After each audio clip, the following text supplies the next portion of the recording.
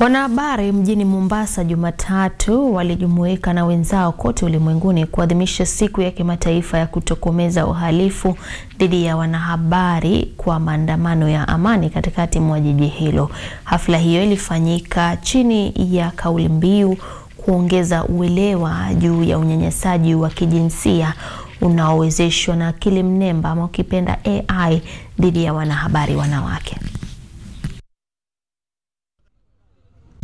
Ningependa kusema kwamba wanahabari wanaweza kupata changamoto mingi kwa huu mwaka uliokwisha, tukiona wengi waliuliwa kule Gaza na kwengineko, na mpaka sasa bado pia mambo kama haya yanaendelea. Kwa mfano, jirani yetu hapa Tanzania, wanahabari wanapata matatizo ya kuweza kuripoti matukio kwa sababu ya sheria ngumu ambazo zimewekwa na serikali ya Tanzania.